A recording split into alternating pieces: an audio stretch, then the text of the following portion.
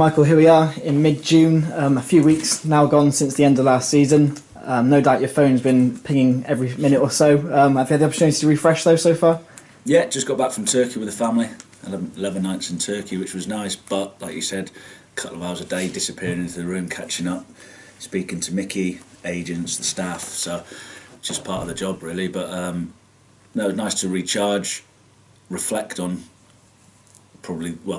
the season as a whole and the few months that I was in, the start, the middle and the end. It's just nice to, like you say, kick back a little bit. In terms of those few months you were in, and in terms of the targets you would have set yourself when you got the role, did you achieve what you wanted to achieve in that time? Yeah, the remit was finish third from bottom. The remit was don't get relegated. Now at the start, it's there you go. There's Mickey Moore on the phone right now. Shall I take it? Yeah, no, it's fine. Yeah, the start obviously it looked tough going in, and then it got tougher because we couldn't win a game at the start. But I think by the end of it, post Christmas, some of the football that we played, whilst getting out of trouble at the same time, was the most pleasing thing because we didn't resort to shut up shot, two banks of form, whack it down the pitch. We managed to play attractive football whilst getting out of trouble, which is not always an easy thing. And so if I was to ask you what you felt your team were best at, would you say that was it, or was there another aspect you felt they were best at? I think that, like I said, some of the football that we played was good. We know we could be more productive in the top third, something we need to get better at. But it's building blocks. I think the season ticket sales probably tells you what the supporters think, because the end of the season was strong and they're hoping that we can kick on, and so are we. What was your biggest learning, would you say, from working with the group for a few months last season? There's lots of different things. I could bore you all day, like talking about certain things, but adapting. I came in with my own ideas of what I thought of the club that I've been at, and right, we'll just do it like that. It's that simple. It's not.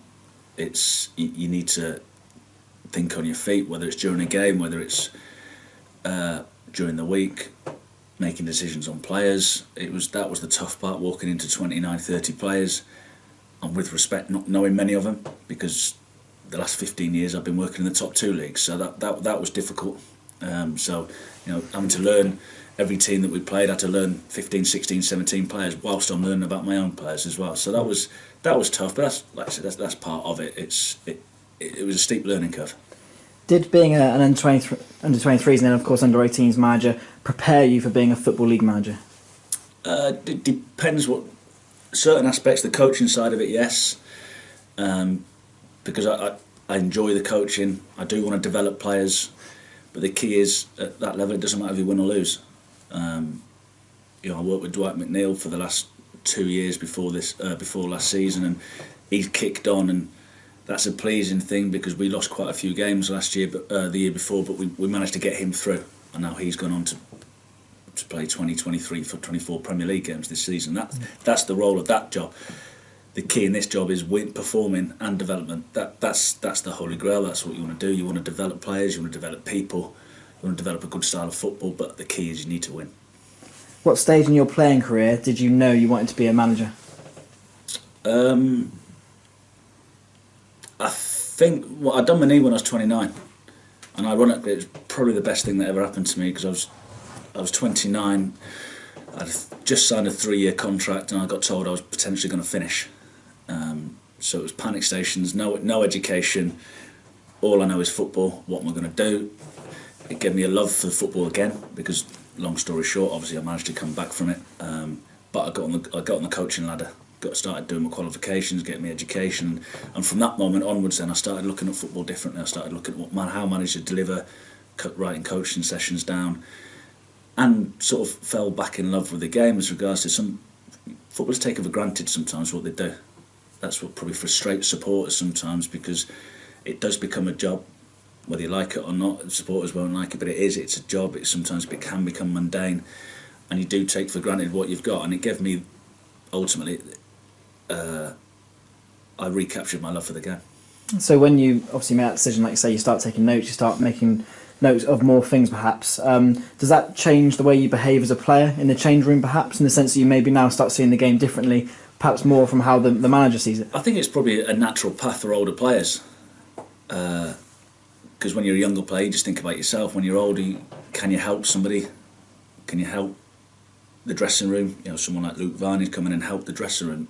Yes, he's performed on the pitch, but that's something that's a responsibility you need to take, because as an older player you can become influential, which was why when you do bring older players in, they need to be the right character, because if you don't bring the right character in, they can poison 3 or 4 other younger ones. So that's something that I was successful towards the end of my career as well. I managed to get 3 promotions from the age of 31 upwards. So that helped, and the relationship I had with Sean Dyche, he gave me a role. He wanted me to help him, and like sort of a link between the two, between the management and the players, and that's something that I took on and really enjoyed. Last season, the home form was of course key. It must have felt pretty good for you going into home games, sort of almost February onwards, knowing that of course you were so strong at home. Yeah, well, it's a strange thing, because we didn't prepare any differently. We didn't do anything any different.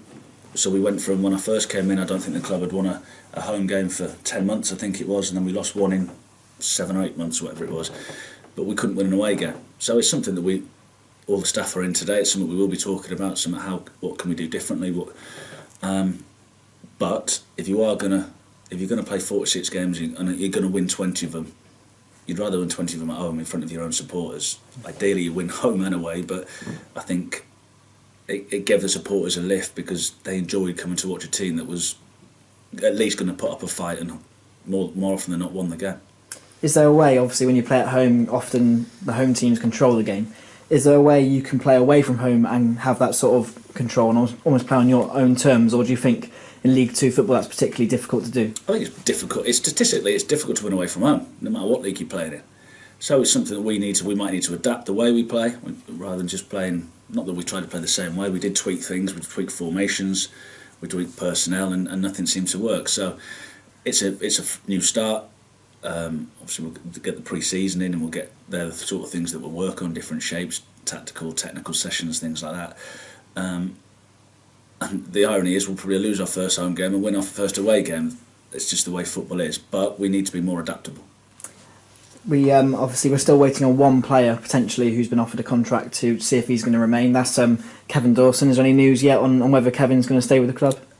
We've had no contact with Kev. Obviously, we made him an offer. He declined the offer.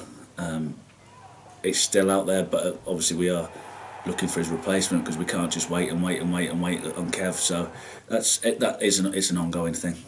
Yeah, and obviously there is a lot of work going on behind the scenes to bring new faces in. Some clubs move really early in the transfer market, others perhaps stagger it over the course of pre-season. And like I said, plenty of work going on right now to ensure that we add to the squad. It's spinning plates constantly, and it's not really started. There's only really Northampton that have signed 3, 4, 5 players. Other than that, no one's really done anything.